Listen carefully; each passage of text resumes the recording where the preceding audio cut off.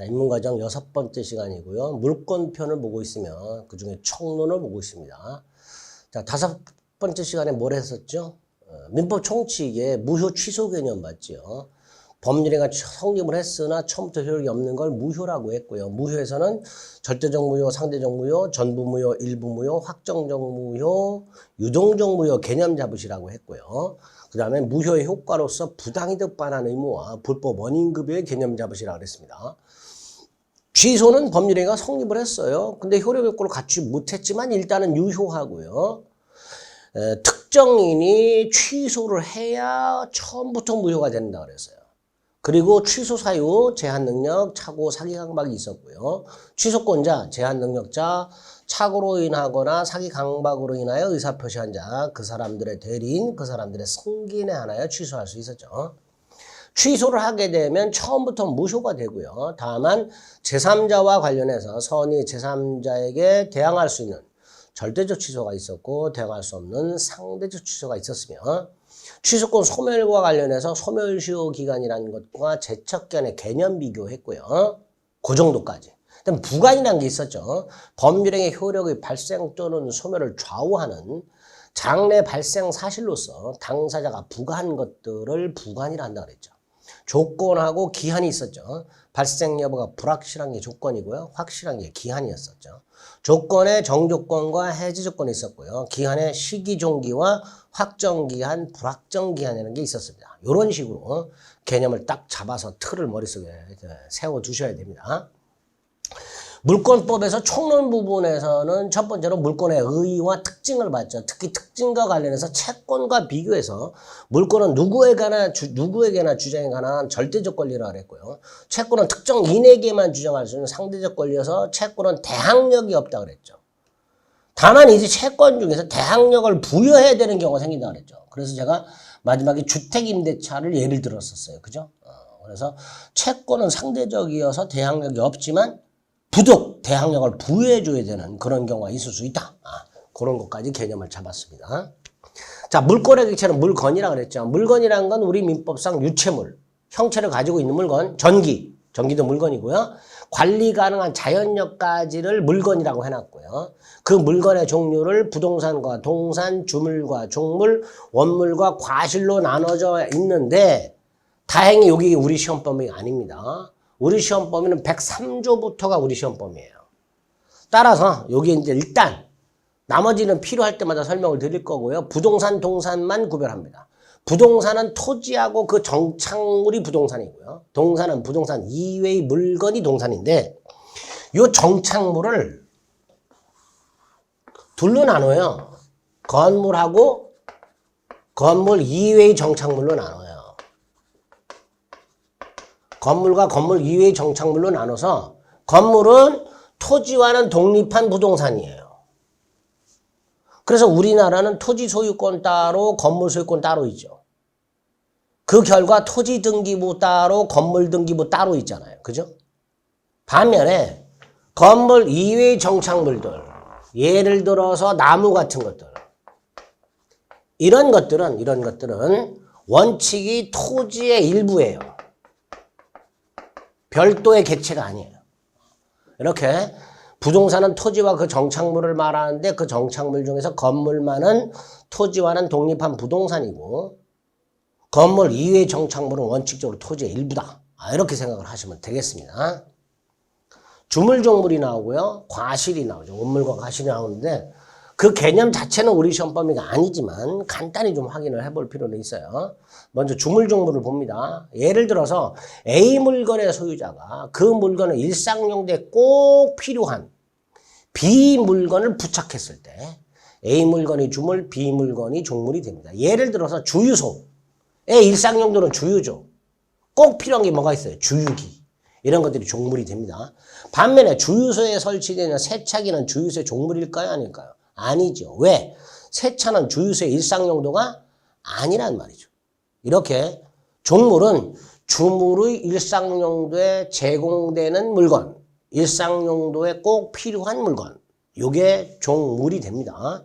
그리고 나중에 저기 저당권 쪽으로 가게 되면 주된 권리, 종된 권리가 나와요. 그것도 나중에 보겠습니다. 물권의 객체는 물건이고 물건은 현존 특정 독립이어야 되죠. 그 정도. 그래서 원칙적으로 물권의 객체는 물건이기 때문에 권리는 객체가 아니에요.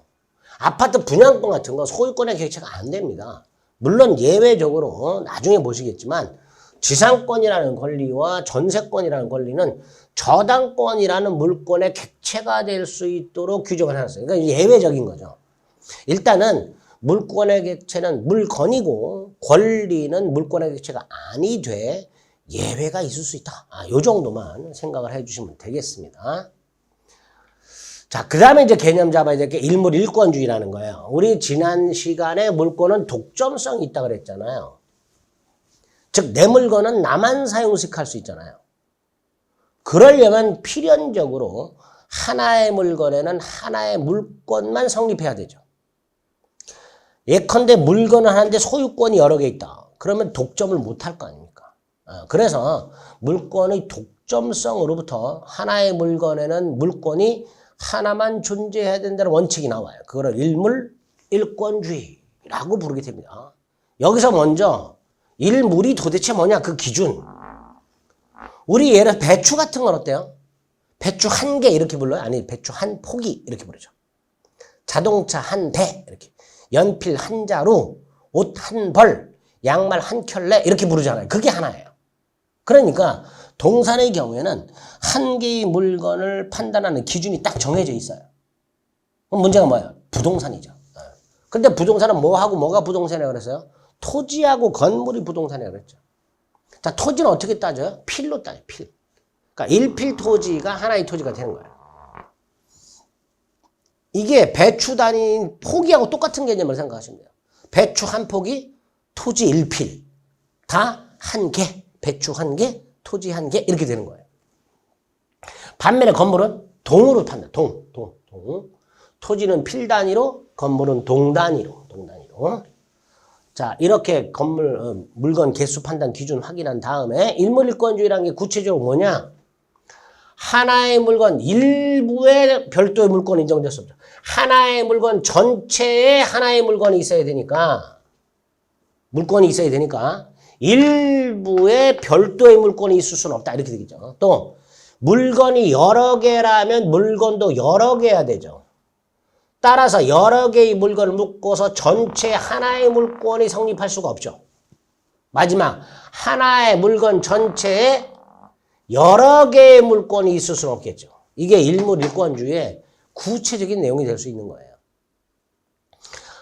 전체 이외의 일부의 독립한 물건이 성립할 수 없고 여러 개의 물건에 하나의 물건이 성립할 수가 없으며 하나의 물건에 서로 양립할 수 없는 수개의 물건이 동시에 성립할 수는 없다. 이게 일물일권주의의 구체적인 내용이 될 거예요. 다만 그 예외가 있을 수 있다. 일물일권주의 예외. 그럼 예외는 세 가지 예외가 있겠죠. 하나의 물건 일부의 독립한 물건이 성립하는 예외, 여러 개의 물건에 하나의 물건이 성립하는 예외, 하나의 물건에 양립이 가능한 수개의 물건이 성립하는 예외. 세 가지 예외가 있을 수 있고 그 밑에 나와 있죠. 먼저 동그라미 2번. 하나의 물건 일부의 별도의 물건이 성립하는 경우 크게 두 가지만 생각합니다. 하나는 일필토지 일부 별도의 물건이 성립하는 경우. 첫째, 일필토지 일부에 용익물권이 가능해요. 용익물권이 뭐였었죠? 지난 시간에 지상권, 지역권, 전세권이라고 했죠. 타인의 부동산을 사용수익하는 권리라고 했잖아요. 이때 타인의 부동산, 일필토지가 될 수가 있고 일동 건물이 될 수가 있을 텐데 예를 들어 일필토지 일부에 타인 소유 일필토지 일부에 지상권, 지역권, 전세권이 가능합니다. 그 다음에 건물 이외의 정착물은 토지의 일부라 그랬잖아요. 근데 이게 토지와는 독립한 별도의 권리가 인정되는 경우가 있어요. 대표적인 거 하나만 생각을 해봅니다. 임목에 관한 법률이라는 게 있어요. 이 임목에 관한 법률에 의하면 수목의 집단, 여기서 무슨 나무 만그루, 이건 수목의 집단이라고 해요. 이 나무의 집단에 대해서 보존 등기가 가능하도록 되어 있어요. 이걸 임목등기부라고 합니다. 이렇게 임목에 관한 법률에 의하여 보존 등기된 수목의 집단을 임목이라 하고 등기부가 마련되어 있기 때문에 그 수목의 집단에 대해서 소유권이라든가 그 임목을 담보로 돈을 빌리고 저당권 따위를 설정할 수 있게 됩니다. 토지 이외에 임목에다가 소유권이라든가 저당권 따위를 설정할 수 있는 그런 예외가 인정이 됩니다. 또 일동 건물 일부에 별도의 물권이 인정될 수 있어요. 대표적인 게 전세권 같은 것들입니다. 또 아파트 같은 경우 보세요. 한 동 아파트에 각 호마다 소유권이 있잖아요. 이런 걸 구분 소유권이라고 하게 됩니다. 이런 식으로 일필토지 일부나 일동 건물 일부에 별도의 물권 인정되는 예외가 있을 수 있다. 간단히. 구체적 내용은 몰라도 돼요. 예외가 있을 수 있구나. 예 하나씩 가지고서 그렇구나. 여러 개의 물건에 하나의 물권이 인정되는 경우 아까 말씀드린 수목의 집단 같은 경우에 임목에 관한 법률에 소유권 가능하죠. 만그루 전체 하나의 물권이 인정되는 경우 또 내가 뱀장어나 장어나 또는 돼지를 기르고 있는데요. 그걸 담보로 돈을 빌리고 싶어요. 자, 이럴 때 돈을 빌려주는 사람은 돼지나 뱀장어를 담보로 돈을 빌려주는 사람은 예를 들어서 갑이 돼지 100마리를 기른다. 이걸 을에게 담보로 제공하고 을이 갑에게 돈을 빌려준다. 그리고 무슨 약속을 하냐면요. 돈을 못 갚으면 이 100마리 돼지 소유권을 넘겨준다. 이렇게 약속을 해요. 다시 한번요. 갑이 돈이 필요해서 을로부터 돈을 빌리면서 땅이나 뭐 아파트 같은 담보물이 없기 때문에 자신이 기르고 있는 돼지 100마리를 담보로 제공한단 말이에요.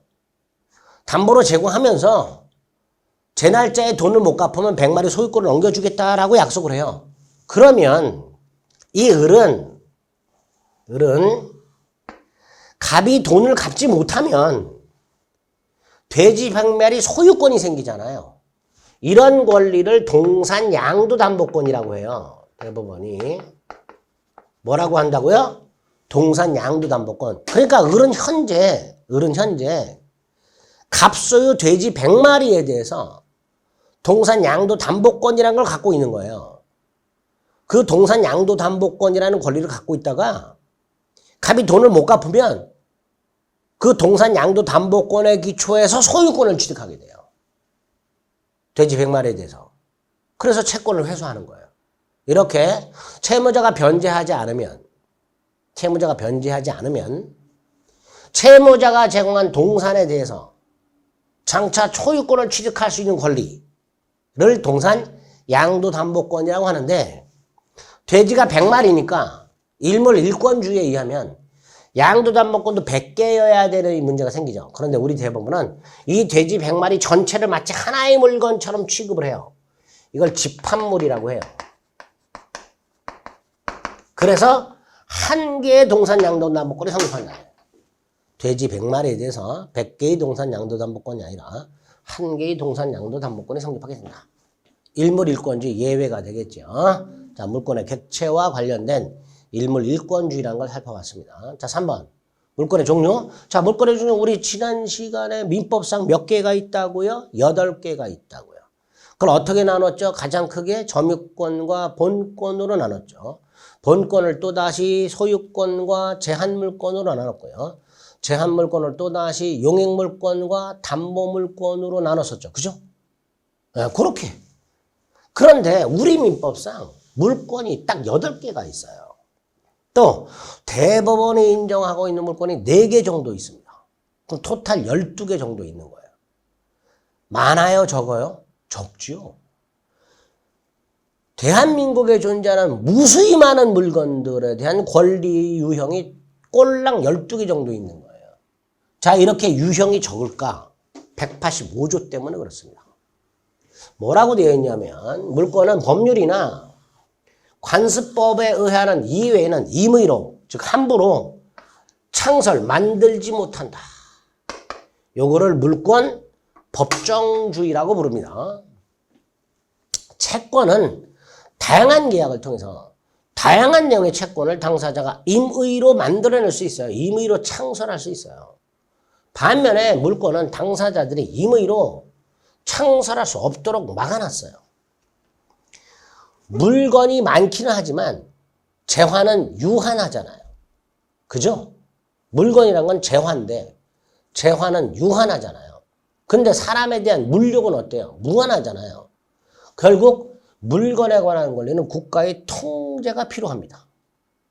그래서 일단 국가가 통제 관리하려면 물권의 종류가 많으면 많을수록 좋아요? 적으면 적을수록 좋아요? 당연히 적으면 적을수록 좋죠. 통제 관리를 제대로 하려면 물권의 유형을 딱 정해놓고 통제 관리해야 된단 말이죠. 그런 취지에서 마련된 법이 185조 물권 법정주의입니다. 국가의 관리, 통제 용이성을 위해서 물권 법정주의라는 걸 만들어놨어요. 자, 임의로 창설하지 못한다. 무슨 뜻이에요? 새로운 거 만들어내면 안 되죠. 새로운 물권 만들어내면 안 되죠. 무효죠. 이걸 종류강제라고 합니다. 또 기존에 있는 물권이라 하더라도 내용을 바꾸면 안 돼요. 이거를 내용강제라고 하게 됩니다. 개념만 잡으세요. 물권 법정주의는 두 가지다. 새로운 종류를 만들어내는 걸 금지한다. 종류강제. 기존에 있는 물건의 내용을 변경하는 것도 금지가 된다. 내용강제. 이렇게 부르게 됩니다. 그 물권 법정주의 따라서 물권의 종류는 총 8가지가 있고 관습법상 물권인데 관습법상 물권은 대법원이 인정하고 있는 거라고 생각하시면 돼요. 법률이 명확하게 인정하고 있지는 않지만 우리나라 대법원이 인정하고 있는 것들 그걸 이제 관습법상 물권이라 하고 하나 봤던 게 동산 양도담보권이에요. 그리고 지상권 파트에 가면 분묘기지권이라는 게 나오고요. 관습법상 법정상권이라는 게 나옵니다. 경작권은 몰라도 됩니다. 그래서 요 양도담보권은 말씀드렸고요. 동산 양도담보권은 부동산 양도담보권은요. 저기 민사특별법에 가면 가등기 담보 등에 관한 법률이 나와요. 이제 거기 가서 볼 거고요. 분묘기지권과 관습법상 법정지상권이라는 건 지상권 가서 볼 겁니다. 이런 것들이 민법이나 또는 대법원이 인정하고 있는 거고 4번은 우리 대법원이 이런 권리 인정 안 된다라고 하는 것들이에요. 나중에 볼 겁니다. 그 중에 하나만 생각해 볼게요. 온천권. 온천수에 관한 독점적 권리를 말하는 이런 권리 인정해 주지 않습니다. 우리나라 대법원에 의하면 온천수는 지하수의 일종이고요. 지하수는 토지 소유권의 객체에 불과하다라고 말을 합니다. 따라서 온천수에 대한 토지 소유권 이외에 온천수에 대한 독점적 권리 같은 것들은 온천권이라는 권리 같은 것들은 인정되지 않습니다. 이런 거 확인하시면 되겠죠. 자, 물권의 우선적 효력이라고 되어 있는데 물권의 우선적 효력이란 건 하나의 물건에 수개의 권리가 충돌할 때 일몰일권주의에 따라서 하나의 물권만 인정되는 힘 그게 물권의 우선적 효력을 하는 거예요. 예를 들어서 A토지에서 각 관이 서로 자기 소유라고 주장하고 있다. 즉 소유권을 주장하고 있을 때 누구의 권리가 우선하는가의 문제죠. 당연히 어떻게 판단할 것인가의 문제가 생길 것이고요. 물권과 물권이 충돌하는 경우가 대표적인데 대원칙이 먼저 성립한 물권이 우선합니다. 자, 여기서 물권은 언제 성립하는가? 원칙, 부동산은 등기, 동산은 점유한 때 성립하게 됩니다. 따라서 부동산은 먼저 등기한 자가 우선하고요. 동산은 먼저 찜한 자, 점유한 자가 우선하게 됩니다. 부동산 물권은 먼저 등기한 자가 우선하고요. 동산 물권은 먼저 점유한 자가 우선한다. 그 원칙만 기억해 두세요. 그 다음에 조금 어려운 게 물권과 채권이 충돌하는 경우인데요. 이것도 원칙과 예만 간단하게 한번 생각해봅니다. 우리 지난 시간에 봤던 거. 각과 을사에 주택 임대차가 있었다. 집주인이 임대인이었고 전월세 사는 사람이 임차인이라고 그랬잖아요. 임차인은 임차권이 있다 그랬죠. 임차권은 채권이라고 그랬잖아요. 채권은 특정인에게만 주장할 수 있다 그랬잖아요. 자, 그럼 이 임대차 상태에서 각과 을이 주택을 매매했다.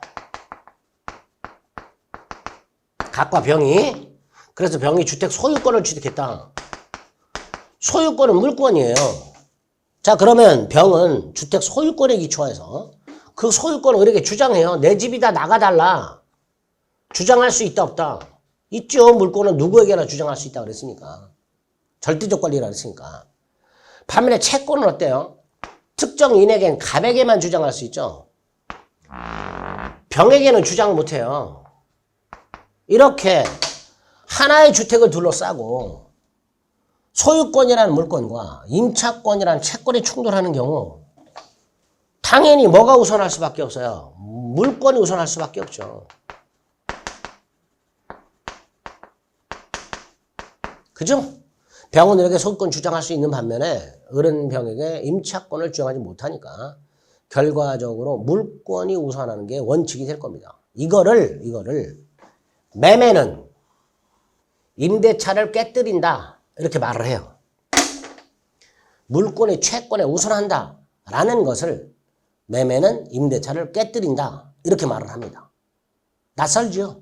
민법이 그래요. 낯설어요. 낯설지만 자꾸 듣다 보면 일반인들 사이에서는 왕따를 당할 수 있어요. 저 표현 이상한 거 쓴다고. 그렇지만 법을 공부한 사람 입장에서 저 사람 법을 좀 공부한 사람이구나 이런 생각이. 자, 어쨌든 이렇게 물건과 채권이 충돌할 때는 물건이 우선하는 게 원칙이다. 자, 그런데 예외가 있겠죠. 제가 지난 시간에 뭐라 그랬어요? 주택임대차보호법에 보면 임차인이 주택을 인도받고 주민등록을 하면 그 주소지로 뭐가 생긴다고 그랬어요? 대항력이 생긴다고 그랬어요. 대항력이라는 게 뭐였었죠? 제3자에게도 권리를 주장할 수 있는 힘.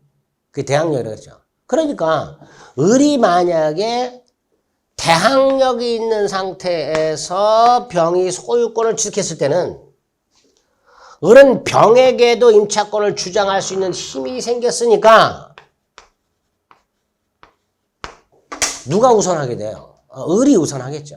이렇게 물건과 채권이 충돌할 때는 물건이 우선하는 게 대원칙이기는 하지만 예외적으로 이렇게 채권이 우선하는 경우도 있을 수 있다.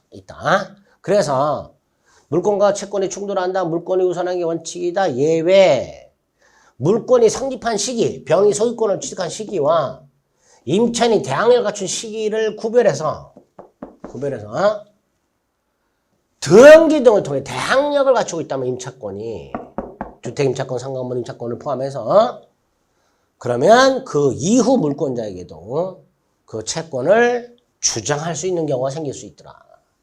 이런 예외를 확인해 주시면 되겠습니다. 나머지 그냥 넘어가시면 돼요. 그 다음에 이제 물권적 청구권이라는 게 나옵니다. 자, 물권적 청구는 예를 들어서 여러분이 어떤 물건을 노트북을 사가지고요. 노트북을 샀으니까 여러분 거죠.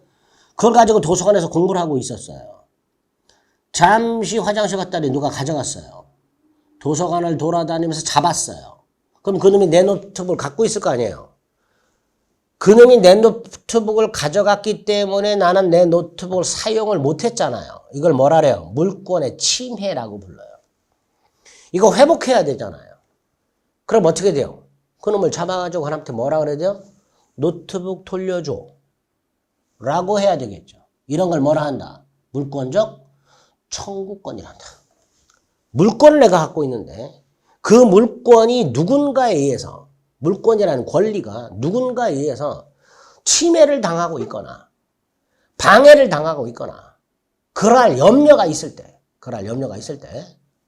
물권자가 물권을 침해하고 있는 자, 방해하고 있는 자, 방해할 염려가 있는 자를 상대로 그 물건에 대한 반환을 청구하거나 방해 제거를 청구하거나 방해 예방을 청구하는 권리, 이런 걸 물권적 청구권이라고 합니다. 자, 여기서 우리가 생각해야 될 것은 내 노트북을 누가 가져갔어요. 도서관을 뒤져서 잡았어요. 그대로 뺏어올 수 있을까요? 없을까요? 내 노트북을 갖고 있는 놈을 가가지고 발견하는 즉시 뒤통수를 빡 때린 다음에 노트북을 팍 뺏어올 수 있을까요? 없을까요? 안 됩니다. 즉 근대 민법의 대원칙은 권리가 침해되었을 때 스스로의 힘으로 권리를 복구해서는 안 되고 국가의 힘을 빌려라. 즉 국가를 통한 보호를 원칙으로 합니다. 이걸 국가구제라고 해요. 내가 내 힘으로 권리를 회복하는 거, 이걸 사적구제라고 합니다. 국가구제가 원칙이에요. 사적구제는요. 극히 일부에만 인정이 돼요. 사적구제는. 그러니까 내가 내 물건을 훔쳐간 놈을 잡았다 하더라도 힘으로 뺏을 수가 없고 그놈한테 달라고 해야 된단 말이에요. 그러니까 달라고 할 수 있는 권리가 있어야 되겠지. 그걸 국가가 부여한 거예요. 그런 권리를 뭐라 한다? 물권적 청구권이라고 하게 됩니다.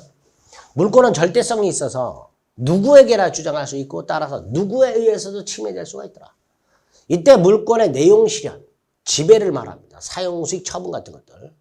이걸 확보하기 위해서 그 물권을 침해하는 자가 누구든 어떤 이유로 침해를 하고 있든 상관없이 그 침해당한 물권의 회복을 위한 권리가 필요하게 됩니다. 예를 들어 갑소유 노트북을 을이 말없이 가져왔을 때 갑은 힘으로 뺏어올 수는 없고 을에게 노트북을 돌려달라고 할 수 있는 권리가 있어야 될 거예요. 그런 권리를 국가가 만들어 놓고 그걸로 반환받아라. 만약에 을이 돌려주지 않으면 갑은 물권적 청구권, 물권적 반환 청구권을 행사해서 소송을 해요. 그럼 국가가 을에게 뭐라 그래요? 돌려줘라. 안 돌려주면 강제 집행하고 이런 식으로. 국가를 통한 구제를 위해서 필요한 권리, 그걸 뭐라 한다? 물권적 청구권이라 한다. 물권의 내용 실현이 침해당한 경우뿐만 아니라 방해당하는 경우뿐만 아니라 그럴 염려가 있는 경우까지 포함해서 현재 물권자가 현재 물권을 침해 또는 그럴 염려가 있는 자를 상대로 침해 제거나 예방을 청구할 수 있는 권리 말하고 세 가지가 있다. 가져간 놈한테는 반환 청구하는 거고요.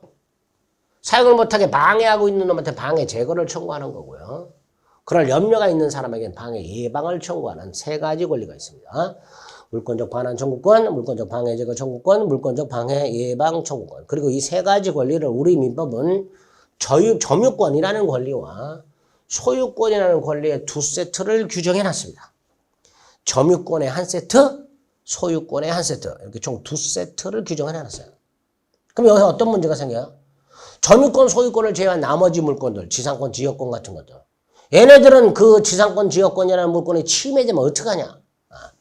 소유권에 있는 규정을 준용하도록 하고 있습니다. 준용이 뭐냐? 우리 했죠? 준용하고 유추했죠? 준용이 뭐였어요? A에 있는 규정을 B에 갖다 써라. 이게 준용이죠. A에 규정된 걸 B에 갖다 써라. 소유권에 규정되어 있는 물권적 반환 청구권, 물권적 방해 제거 청구권, 물권적 방해 예방 청구권을 지상권에 갖다 써라. 이런 걸 준용이라고 합니다. 그래서 2번 소유권에 의한 물권적 청구권을 다른 물권에 준용하도록 하고 있습니다. 거기까지만 기억하세요. 자, 질권이란 건 우리 시험 범위가 아니라 그랬죠. 근데 간간히 등장하죠. 질권이 뭔지. 나머지 권리는 나중에 개개의 강론 가서 개념을 잡을 거고요. 질권은 우리 시험 범위가 아니기 때문에 여기서 개념을 잡아봅니다. 질권이 뭐냐? 간단하게 전당포 주인이 전당 목적물에 대해서 갖는 권리라고 생각하시면 돼요. 우리 강원랜드 가면 전당포가 성업 중이죠. 거기 가면 자동차가 먼지 뽀얗게 앉아 쌓여있죠. 그 자동차들 뭐예요? 도박하려는 사람들이 정선 강원랜드 가서 이거 땡기려는 사람들이 타고 간 자동차를 맡기고 돈을 빌리잖아요. 그럼 전당포 주인들은 자동차를 담보로 제공받고 돈을 빌려주고 나중에 돈을 갚으면 자동차를 돌려주죠. 이런 권리를 뭐라 한다? 질권이라 한다. 이렇게 생각하시면 돼요. 이런 권리를 질권이라 한다.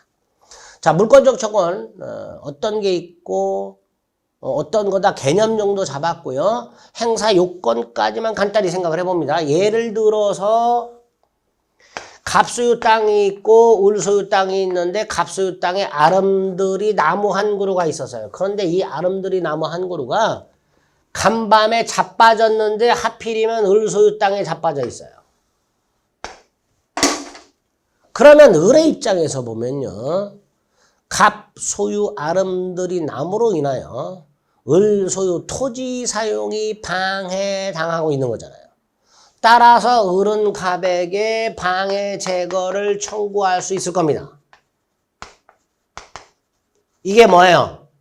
을의 토지 소유권에 기초한 물권적 청구권 이렇게 됩니다. 을의 토지 소유권에 기초한 물권적 청구권 이렇게 됩니다.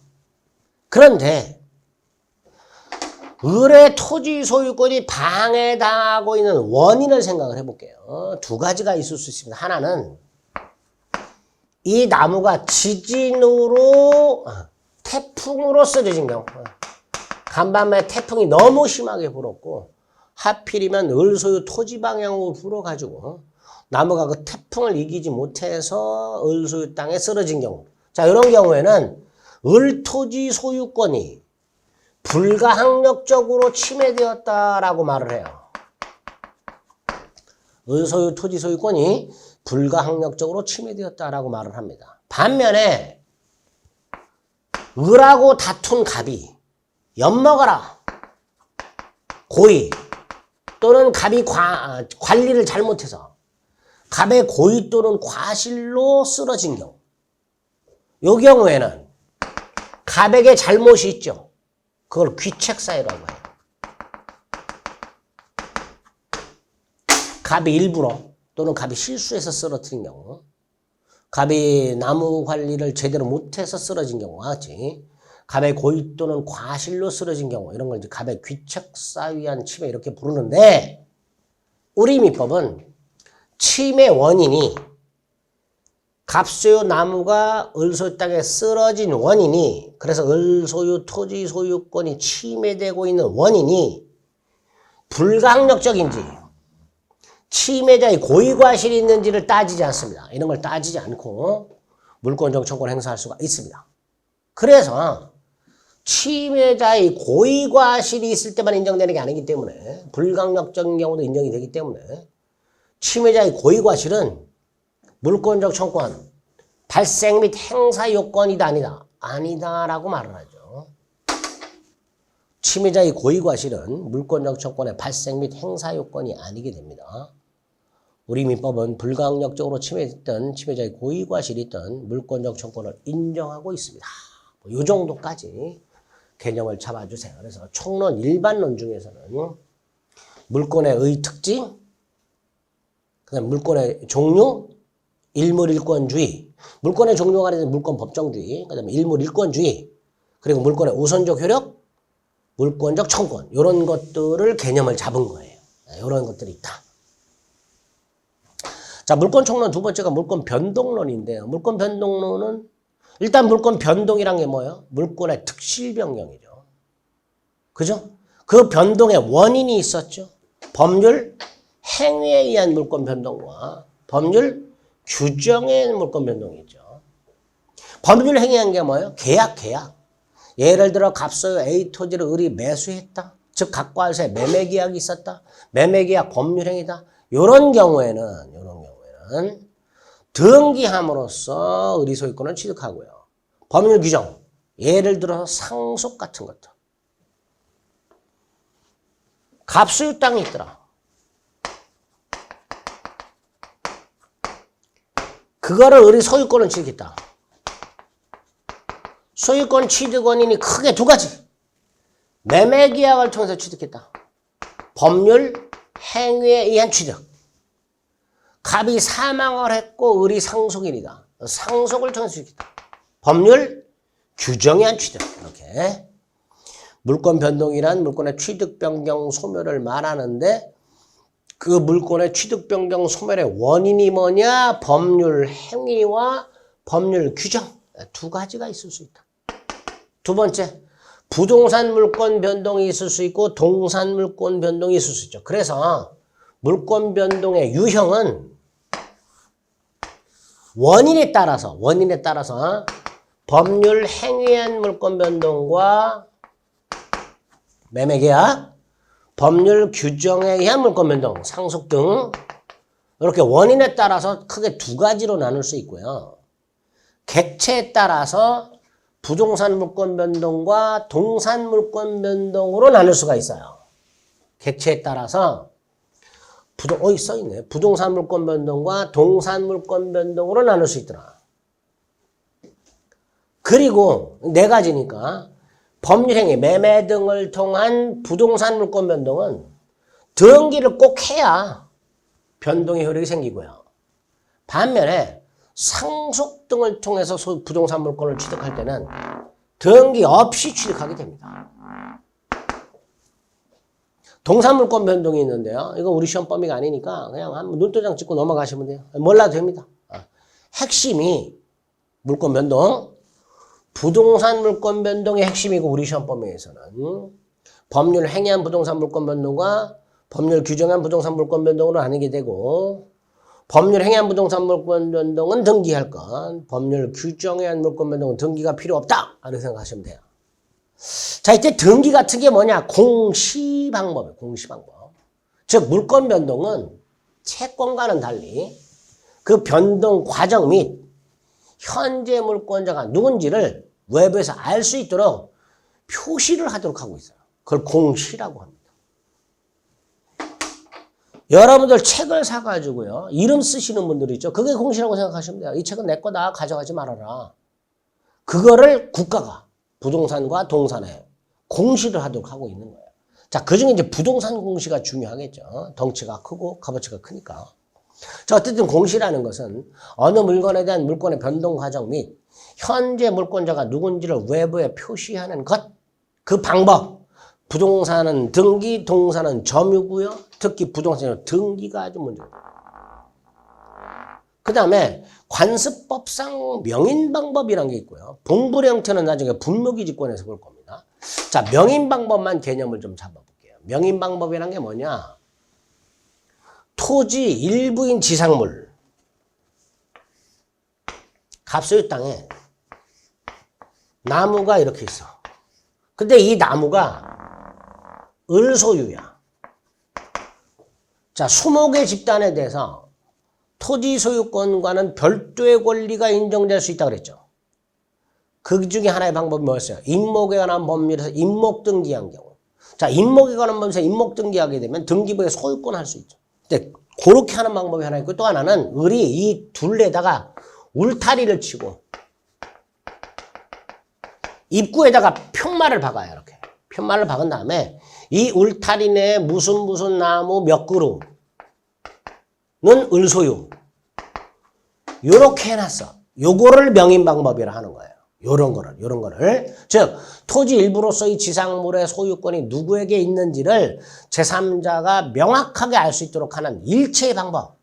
표차를 붙이거나, 편말을 세우거나, 이름표를 붙이는 등에 의해서 소유자를 표시하는 방법을 명인 방법이라 하고요. 대법원이 인정하고 있습니다.